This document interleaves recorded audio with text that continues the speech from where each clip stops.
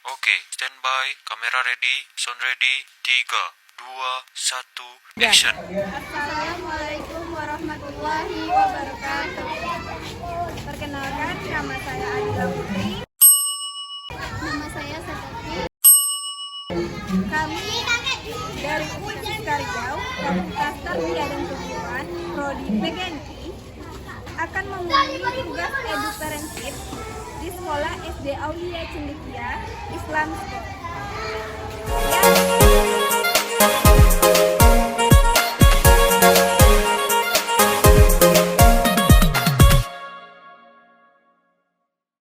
Sebelumnya Bu, boleh memperkenalkan diri terlebih dahulu.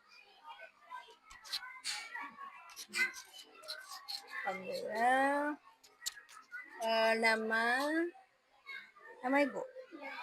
Belum tahu. Insyaallah.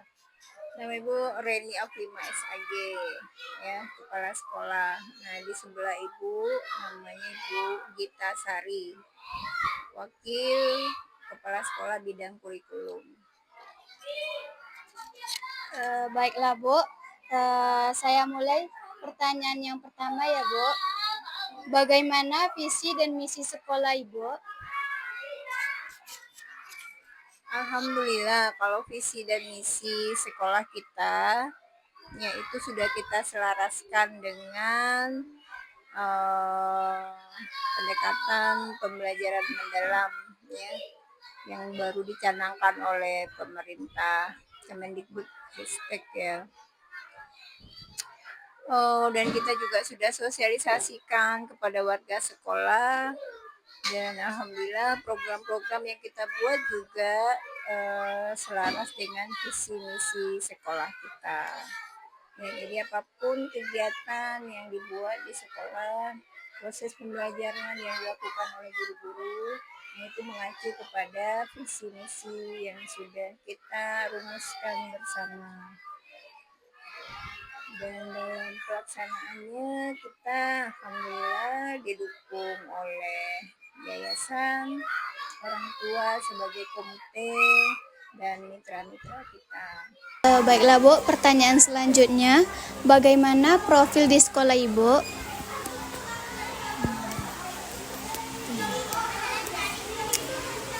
Profil sekolah, ya, seperti kita tahu ya, Sekolah Dasar Aulia Cendekia Islamic School Kota Pekanbaru itu di bawah naungan Dinas Kota Pekanbaru, ya, sudah terdaftar, kita punya NPSN. Kemudian juga kita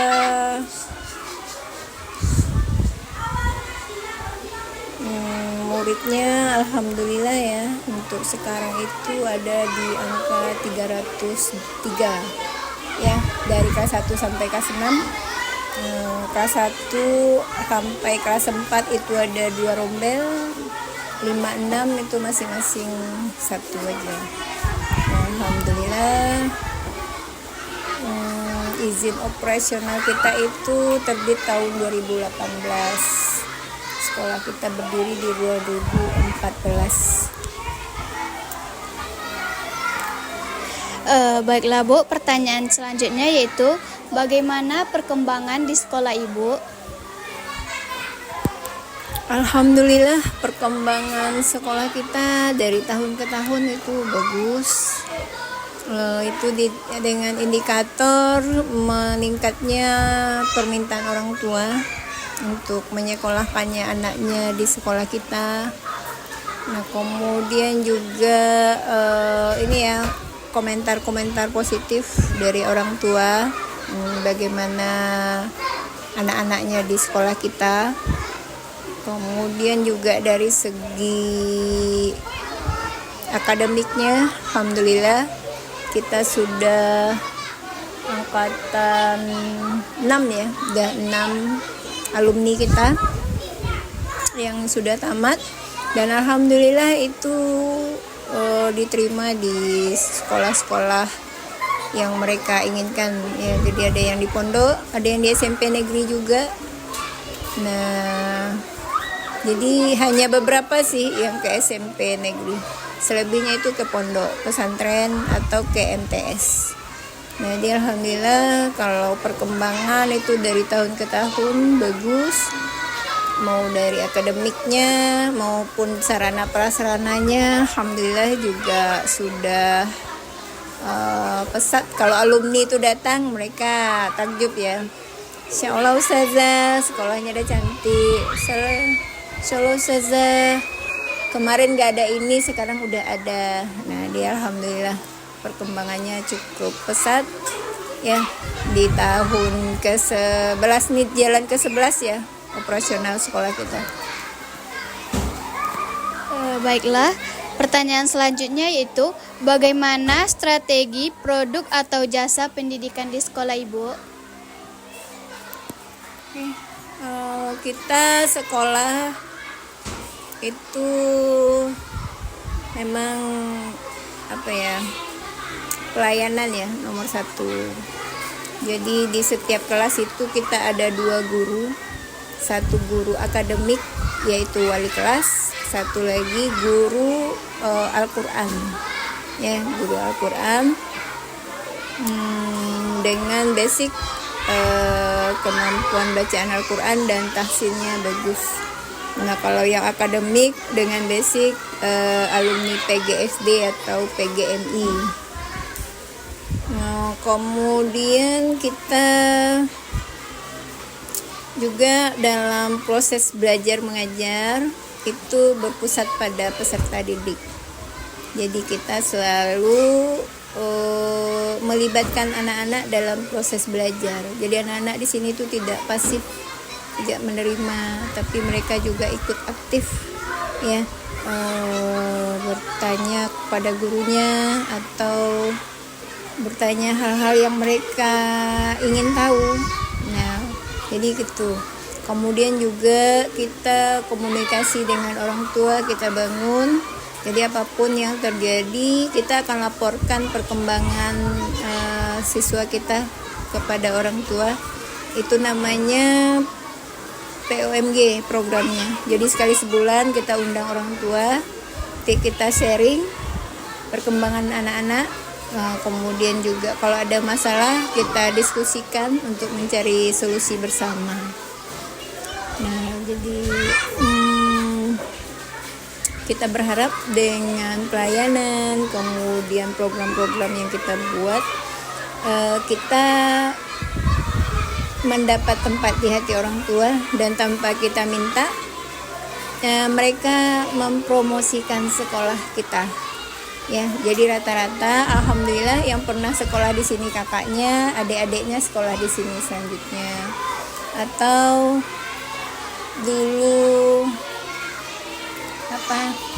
saudaranya ya, jadi ada sepupuan gitu, atau ada anak tetangga. Nah jadi itulah iklannya dari mulut ke mulut alhamdulillah, karena memang orang tua dengan suka hati ya, dengan senang tanpa kita minta mempromosikan. Misalnya dia bertanya, kemana ya mau masukkan anak sekolah, udah ke tempat anak saya saja, di situ bagus, gurunya baik-baik, ramah-ramah, dengan anak sayang-sayang. Nah yang seperti itu yang kita selalu bangun dengan orang tua. Jadi mereka akan memperjuangkan sekolah tanpa kita minta. Pertanyaan selanjutnya Bu, bagaimana strategi penentuan harga jasa pendidikan di sekolah? Untuk harga kayak kita udah bilang ya, terjangkau ya. Jadi kita memang sasarannya itu menengah ke bawah, karena kita mau menghadirkan ya sebagai solusi bagi orang tua yang tidak sanggup menyekolahkan anaknya di Islam terpadu, karena rata-rata itu SPP-nya mahal. Nah maka kita hadir dengan harga bukan murah ya, tapi terjangkau, dan bukan juga murahan, nah tapi berkualitas ya. Jadi dengan harga terjangkau tapi dapat rasa Islam terpadu. Nah, jadi kita bersama yayasan itu dalam rapat-rapat itu selalu mendiskusikan berapa harga ya yang bisa. Jadi kalau kita itu masih di angka orang tua kalau mau nabung itu 10.000 sehari. Nah, itu masih bisa. 10.000 sehari ya untuk biaya pendidikan anaknya dari pagi sampai sore. Mulai dari jam 7 udah diantar ke sini, nanti dijemput jam 5 atau paling lama 5.30 ya, dengan hanya mengeluarkan 10.000 sehari. Nah, 10.000 sehari ya kalau kita ini kan sehari. Nah, jadi begitu. Jadi itu tetap dengan diskusi-diskusi sama pihak yayasan. Nah, jadi barulah kita putuskan berapa harga yang sanggup. Kemudian juga ada evaluasi apakah SPP mereka macet atau tidak di tahun sebelumnya. Nah, jadi seperti itu. Jadi kita memutuskan berapa harga itu di rapat yayasan. Ya, kepala-kepala unit dengan yayasan rapat, kemudian dievaluasi pembayaran SPP orang tua selama setahun, barulah diputuskan berapanya. Jadi begitu secara tekniknya begitu.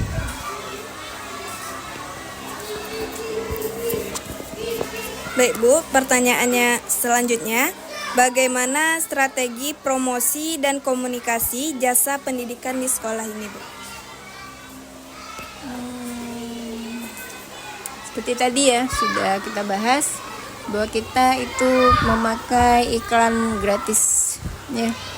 Kita tidak pernah buat flyer yang dengan cetak-cetak flyer.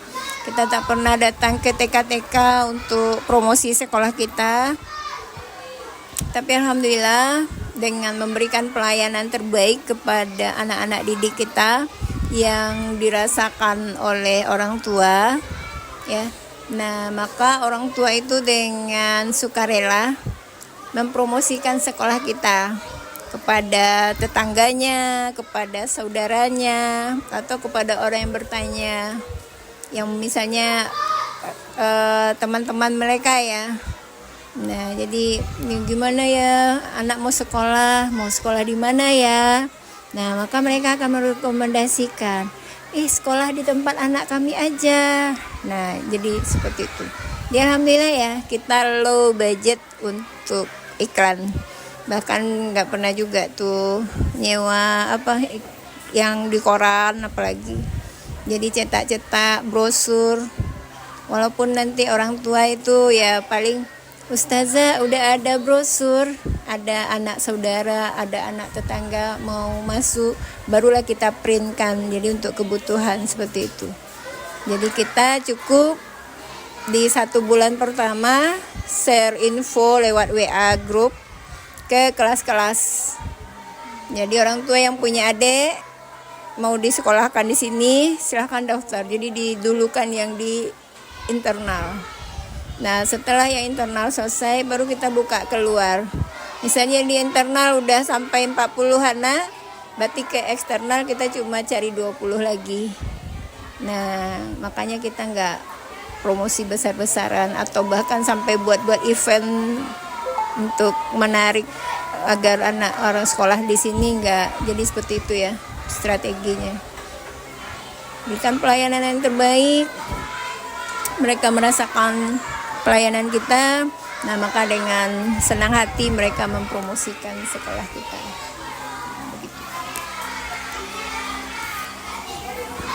Pertanyaan selanjutnya Bu, bagaimana pengembangan aspek sumber daya manusia di sekolah ini? Nah, kalau itu alhamdulillah kita sekolah selalu membudgetkan untuk pelatihan guru-guru ya. Jadi mengupgrade guru-guru agar mereka punya kapasitas yang bagus sesuai dengan kebutuhan pendidikan sekarang, ya artinya kalau kurikulum merdeka mereka juga siap. Kemudian kurikulum merdeka dengan pendekatan deep learning mereka juga siap. Karena kita memang membuka diri untuk hal-hal yang baru. Jadi guru-guru memang dimotivasi untuk meningkatkan kualitas dirinya dengan menjadi pembelajar. Jadi setiap event-event pelatihan itu kita motivasi mereka untuk ikut. Kemudian juga ruang guru ya. Ruang guru kalau dulu itu kombel. Nah, kombel itu selalu kita hidupkan di antara mereka. Jadi dia pengimbasan. Jadi yang pergi pelatihan nanti pulang mengimbaskan ke teman-teman yang nggak ikut pelatihan. Alhamdulillah sekolah kita juga kemarin itu menjadi sekolah penggerak ya, lulus sekolah penggerak, jadi dibina langsung oleh Kemendikbudristek ya, kalau sekarang Kemendikbuddasmen ya. Nah, jadi itu sekolah penggerak ya. Jadi untuk Tuah Madani ini 2 sekolah yang lulus sekolah penggerak itu, sekolah kita dan sekolah satu lagi sekolah Andalus ya, SD Andalus yang untuk Tuah Madani.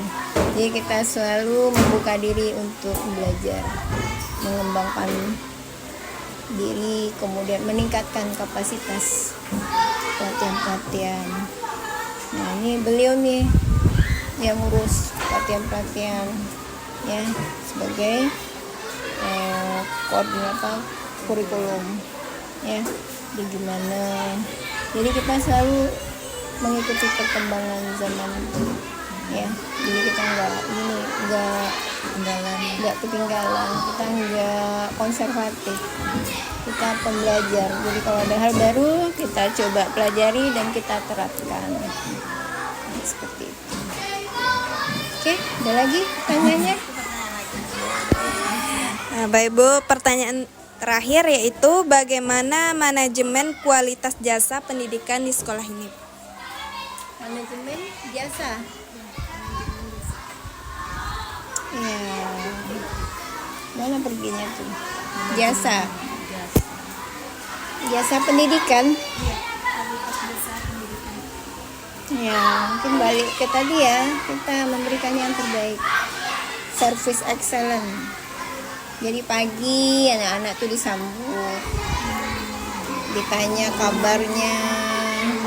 Kalau dia masih cemberut, mungkin karena pagi-pagi orang tuanya juga harus kerja, semuanya busy ya, sibuk. Jadi mau diburu-buru, ayo sekolah, cepat bangun gitu ya. Nah jadi ada yang masih manyun, nah itu kita sapa di pagi hari itu, kita bikin tersenyum dulu.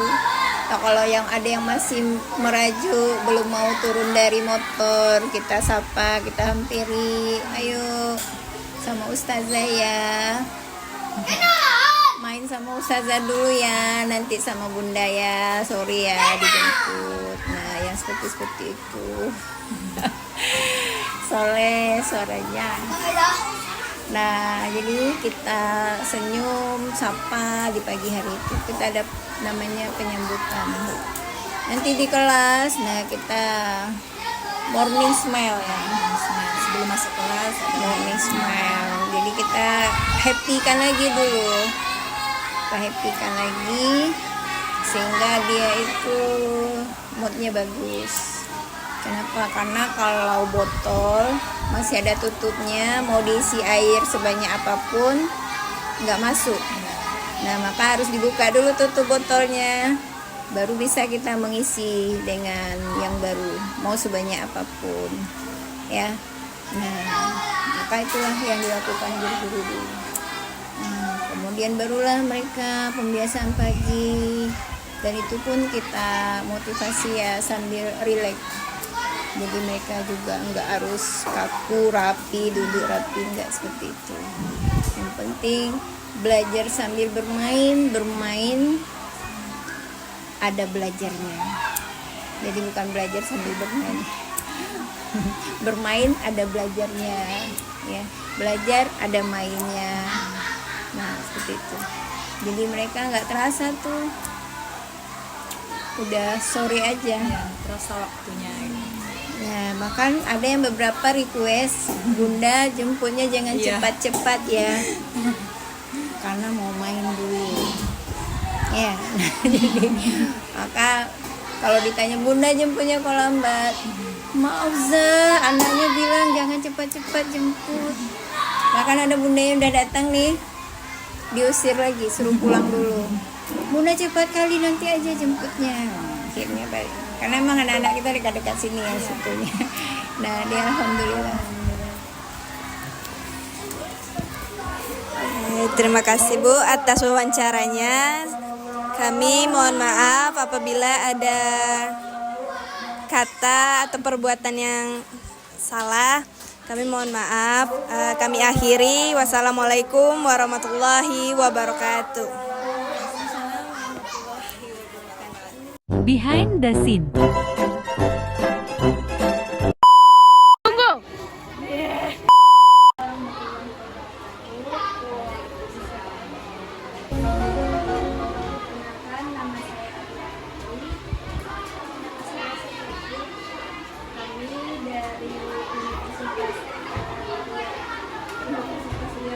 Salah.